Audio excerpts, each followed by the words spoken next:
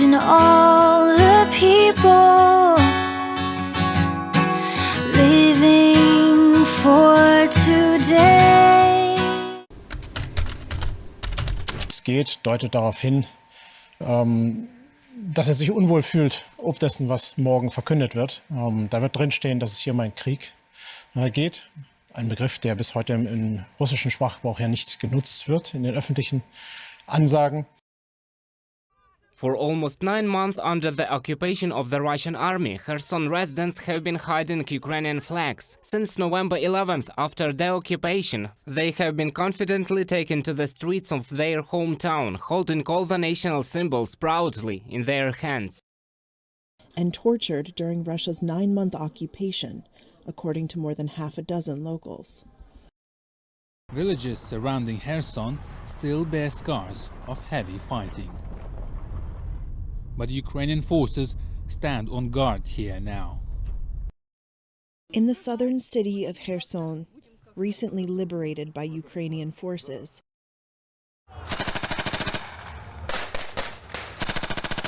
Ukrainian soldiers undergoing training. At an undisclosed location in the north of England, they're being put through their paces in a British-led 5-week crash course, learning everything from weapon handling, tactics and trench warfare to battlefield first aid and the law of armed conflict. Fellow Ukrainians, on November 15th, the enemy launched another massive missile attack on our country. A total of 90 missiles, energy system, enterprises and residential buildings were damaged.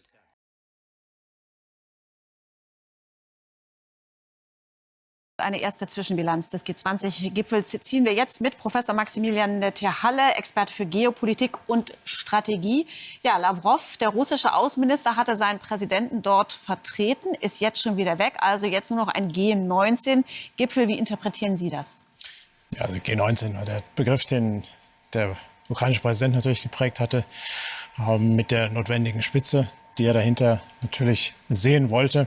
Dass Lavrov jetzt geht, deutet darauf hin, dass er sich unwohl fühlt, ob dessen, was morgen verkündet wird. Da wird drinstehen, dass es hier um einen Krieg geht. Ein Begriff, der bis heute im russischen Sprachgebrauch ja nicht genutzt wird in den öffentlichen Ansagen. Und das stört natürlich. Nicht? Er muss dahinter auch sehen, Lavrov fühlt sich bei der ganzen Sache auch deshalb unwohl, weil er natürlich genau weiß, warum der Präsident dort nicht hingereist ist.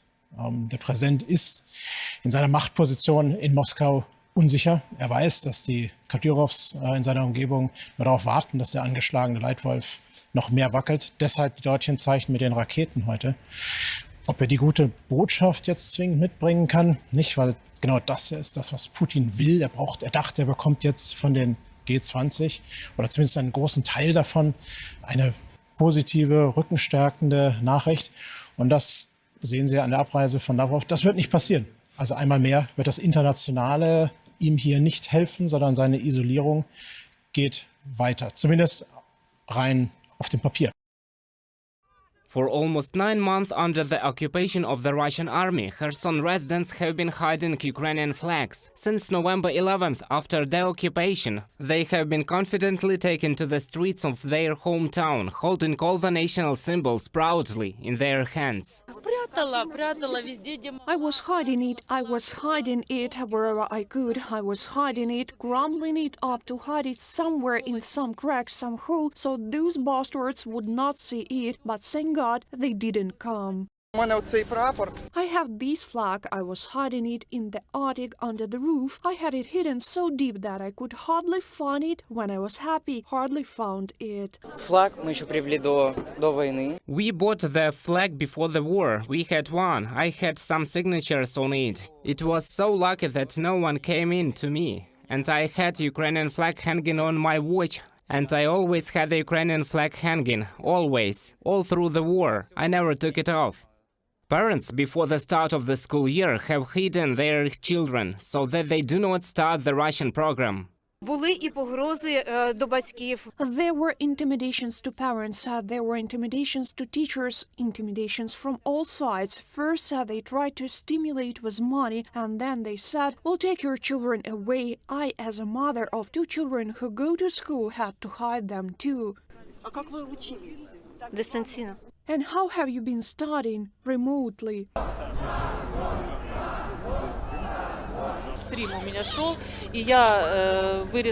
I had a live stream on and I cut a piece of the stream, and this was throwing stun grenades. You don't know how to react, what's going to happen next. I'm a person who is illiterate in all these things. And where was that? Right there, 50 meters away.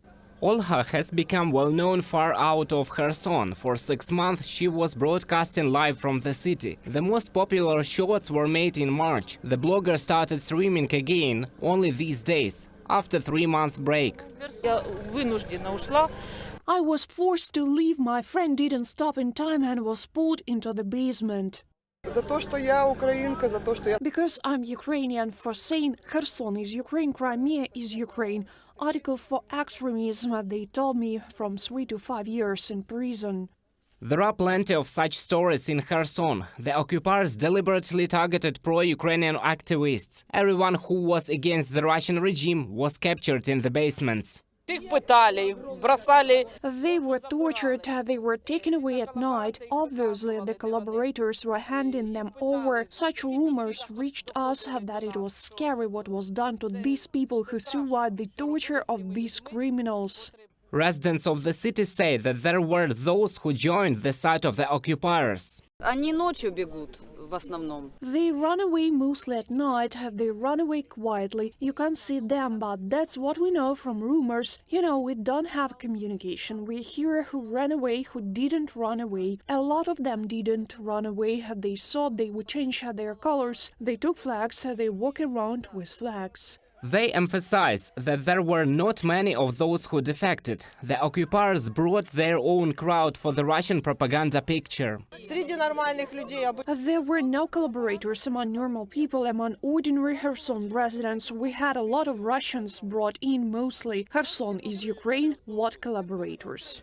Buses came and brought people. This whole show was organized in the name of the people of Kherson. But residents of Kherson have always been Ukrainians and will remain Ukrainians. While the Russian occupiers were retreating under the onslaught of the Ukrainian army, they destroyed all critical infrastructure in the city. After the deoccupation, generators are being installed for people, so they can charge phones and batteries. It's 8th day without electricity. How do you charge phones? That's how we charge. There is no water and heating in the city yet. A cell phone tower was installed on the square so that people could contact their relatives. Post offices resume their work and supermarkets are preparing to open. In 10 days, trains to Kyiv will start running again. We are all very happy and pleased now that the Ukrainian government is back in Kherson, but each of us must be vigilant because the war continues. Today there are fierce battles in the Donetsk region. The enemy is trying to break through our lines there, trying to seize the entire Donetsk region. Today the fighting continues in the Luhansk and Kharkiv regions, and we must keep this in mind. The enemy does not surrender, and the Russian Federation does not abandon its goal to capture all of Ukraine. 8 месяцев у вас оккупация Херсона была. Донецк 8 лет. They will liberate, of course, they will. I believe they will liberate everything. Their version will be Ukraine. I think they will bring everything back, and Crimea will be returned. Everything will be liberated. There is no way back. Everything will be ours, and let them hang our Ukrainian flag officer in Moscow. Glory to the Ukrainian armed forces. On the 4th day after liberation, Ukrainian President Volodymyr Zelenskyy visited Kherson. He had been long awaited there. There are simply no words, honestly. Zelenskyy president. It's yellow and blue and is signed Ukraine. It is signed by Zelenskyy, and the UATV channel left its autograph here. Thank you. Reported by Roman Smoler, Daria Litovchenko, UATV News. Now, as the Ukraine war rages on, residents in the recently liberated Kherson region share the horrors of living under Russian occupation. They recall how they were interrogated and tortured in police stations. Here's a report for more details. In the southern city of Kherson, recently liberated by Ukrainian forces, residents call the two-story police station there the Hole. The green-roofed building was the most notorious of several sites where people were interrogated and tortured during Russia's 9-month occupation, according to more than half a dozen locals. Reuters could not independently verify all of the events described by Kherson residents. Vitaly Serdyuk said he was lucky to make it out alive. He's a retired medical equipment repairman, his son a soldier in the Ukrainian army. They tortured me, asking, "Where is your son? Where is your daughter-in-law? Where?" If you don't tell us, we will take your wife and torture her. While being tortured, I said that I know nothing, that I know nothing.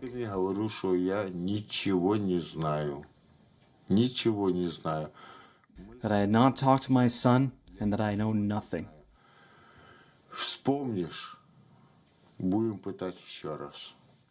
Alyona Lapchuk said she and her eldest son fled Kherson in April after a terrifying ordeal at the hands of Russian security personnel in March. It was the last time she saw her husband, Vitaly, who had been an underground resistance fighter since Russian troops seized the city. When they took the weapons from our basement, they beat him up so badly, the house was literally shaking.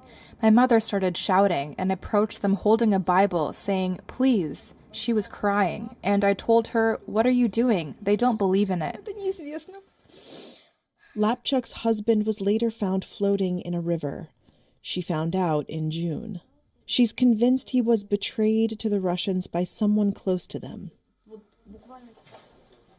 The Kremlin and Russia's defense ministry did not immediately respond to questions about the accounts, but Moscow has rejected allegations of abuse against civilians and soldiers, and has accused Ukraine of staging such abuses in places like Bucha. On Tuesday, the UN human rights body said it had found evidence that both sides had tortured prisoners of war, which is classified as a war crime by the International Criminal Court. Russian abuse was fairly systemic, a UN official said. WION is now available in your country. Download the app now. Get all the news on the move. Villages surrounding Kherson still bear scars of heavy fighting. But Ukrainian forces stand on guard here now. It's incredible to drive like this here and breathe freely, Sergei says. His unit fought in this area, pushing towards Kherson. His fellow comrades in arms, Alexander and Oleg, are from this region, and they haven't been home for 9 months. And finally, they're back. This is the first time when these soldiers can visit their hometown. All these days and months, they've been fighting against the Russian forces. And now, this is the moment when they can finally meet their relatives for the first time since the Russian invasion.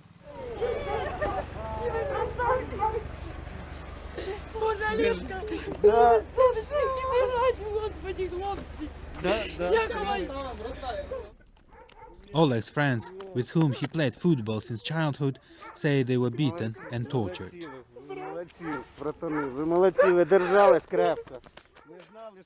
You did well, Oleg says. I knew you would hold on. Alexander's relatives cannot recognize him in sunglasses.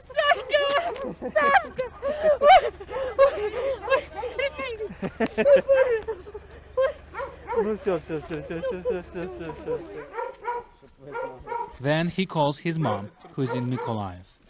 She's in a trolley bus, but Alexander tells her to switch video on.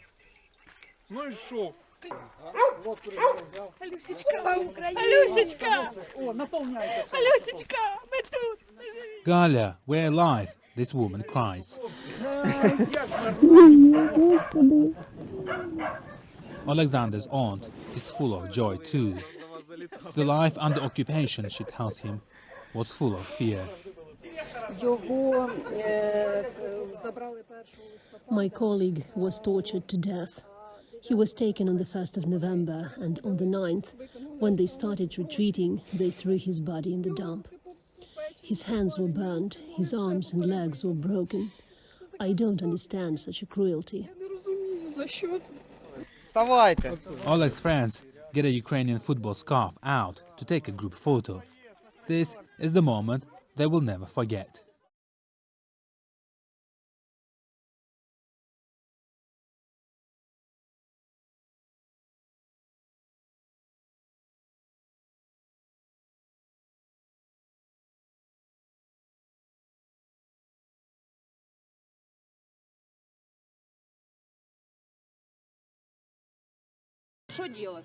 In the southern city of Kherson, recently liberated by Ukrainian forces, residents call the two-story police station there the Hole.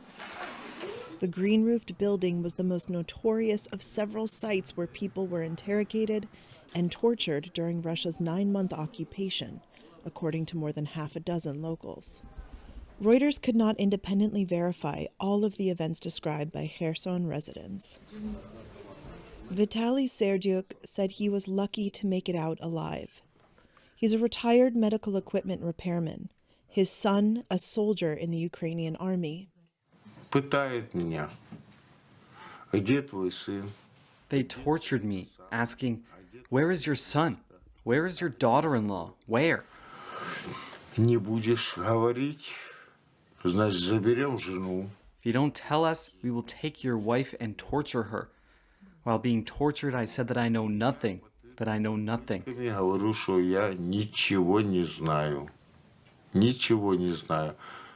I had not talked to my son, and that I know nothing.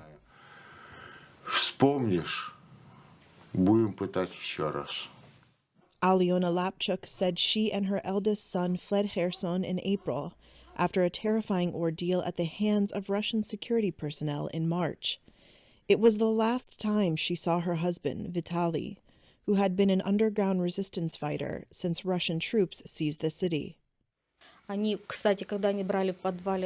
took the weapons from our basement, they beat him up so badly, the house was literally shaking. My mother started shouting and approached them holding a Bible, saying, "Please." She was crying, and I told her, "What are you doing? They don't believe in it." Lapchuk's husband was later found floating in a river. She found out in June.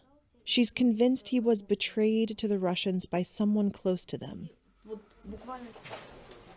The Kremlin and Russia's defense ministry did not immediately respond to questions about the accounts, but Moscow has rejected allegations of abuse against civilians and soldiers, and has accused Ukraine of staging such abuses in places like Bucha.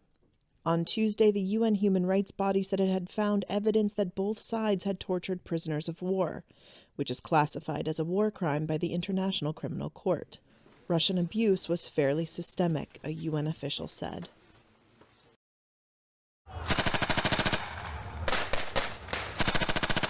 Ukrainian soldiers undergoing training. At an undisclosed location in the north of England, they're being put through their paces in a British-led 5-week crash course, learning everything from weapon handling, tactics and trench warfare to battlefield first aid and the law of armed conflict. And this is zero to hero stuff. These Ukrainian soldiers are at the very start of their military training, and thanks to the skills they're learning here, they're going to be able to take the fight to Russia. Since June, the British Army and its international colleagues have overseen the training of 7,000 Ukrainians across 4 sites in the UK. The recruits are flown in, kitted out with everything a soldier needs, and put through their paces in a condensed version of what would ordinarily take a British recruit 6 months to achieve. At the end, they go home to Ukraine and they fight. Defence Secretary Ben Wallace is visiting the training troops. He told Forces News Britain will see the course in the support it's providing Ukraine. Well, we're not in it for a sort of calculated win-loss. We're in it because what Russia is doing is challenging our values, the human rights, the rule of law, the international rule of law, and the very concept of sovereignty of a country. So we're in it to help Ukraine until they are successful. And that support is enduring, that we are there, whether it's the software of how to do things, which is what you see here, effectively the training, or whether it's hardware, or whether it's just defence reform within Ukraine to make sure that they can see through the winter and see into the long term. We'll be there standing by them shoulder to shoulder. The UK's support doesn't end here. British Army personnel are also providing training for junior commanders for what would typically be aimed at developing the battlefield skills required by effective junior non-commissioned officers. Many of them were, up until about 10 days or 2 weeks before getting here, were butchers, they were lawyers, they were doctors, they were internet analysts, all sorts of walks of life. So they come here, spend 5 weeks with us, and what I expect to see at the end of the training is 200 people leaving with the skills that they need to survive, fight and win against Russia when they return to Ukraine. Ben Wallace says the training is beneficial to the UK too. Some of their very senior leaders started their lives in a Russian or a Soviet army, and so they are learning how we do things, but also they're now bringing their own experience from the battlefield. You know, we shouldn't forget 18,000 Ukrainians have lost their lives since 2014. To them, they've been at war ever since then. It wasn't just in February the 24th. So they're bringing their skills, and I've met today some platoon commanders who've been out in the battlefield. They're bringing their skills, and that's helping us as well. That's helping us modernise. So there's a mutual benefit here, but also we're taking really raw recruits, really raw Ukrainians who literally get off the plane in a tracksuit, giving them a uniform, taking them through the basic training, straight into skills, and some of them will go straight to the battlefield. Soon, these soldiers, new as they may be, will find themselves face to face with a conventional enemy. It will be the skills learned here that may save their lives. They are heading to war, and for them, the stakes couldn't be higher. James Wharton, Forces News, Northern England. If you enjoyed this video, don't forget to like and subscribe to our channel.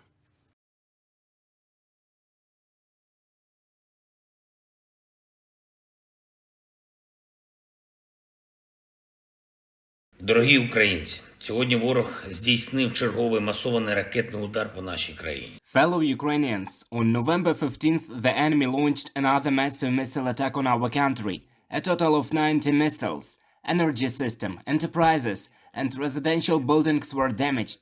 And when did it happen? As soon as the first day of the G20 summit ended in Indonesia, and most significant statements were made. The key meetings took place. Russia is told about peace, but it fires missiles in response. It is told about the global crisis that Russia caused, and it launches Iranian drones in response. It is offered 10 points to end the war, and it fires 10 missiles per each point about peace. On morning of November 15th, I joined the summit to present our proposals for restoring international peace and order. The world heard Ukraine. G19 members made their statements. And then in Moscow they decided that they could try again to achieve with terror what they could not and would not be able to achieve for the 9th month. 1524, rocket, Kiev, and throughout the country. 1554, rocket, Kropivnitsky. 1556, 2 rockets, Kirovohrad region.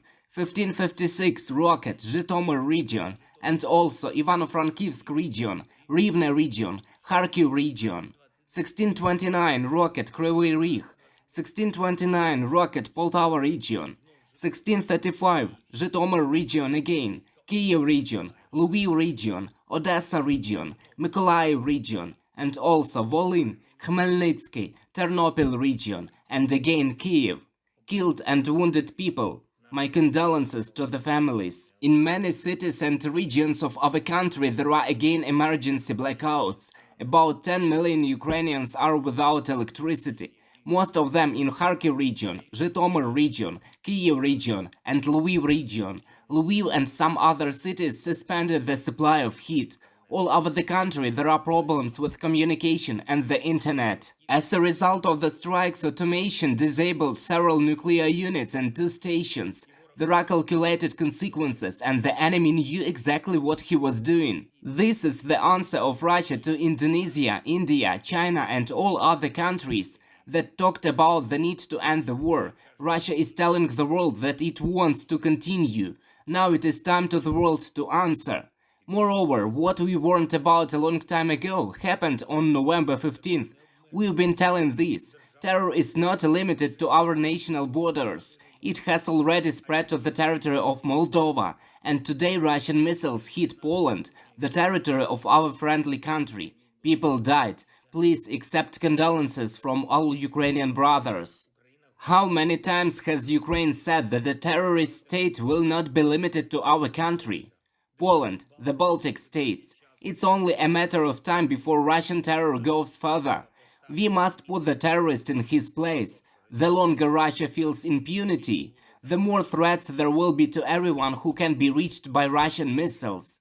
Hitting NATO territory with missiles. This is a Russian missile attack on collective security. This is a really significant escalation. Action is needed. And I want to tell all our Polish brothers and sisters now, Ukraine will always support you.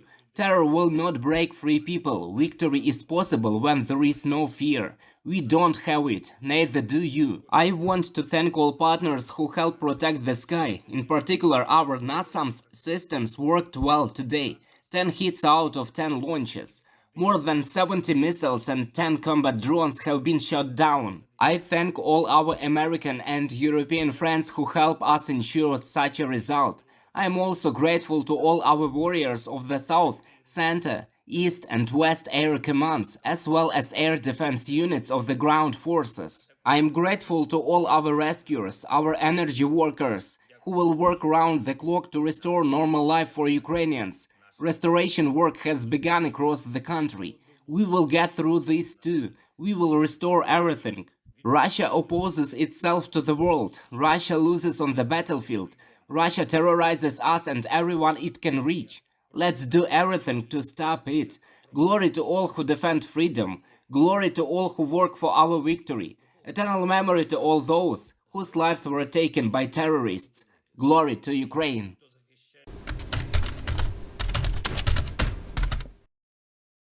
Nothing to kill or die for,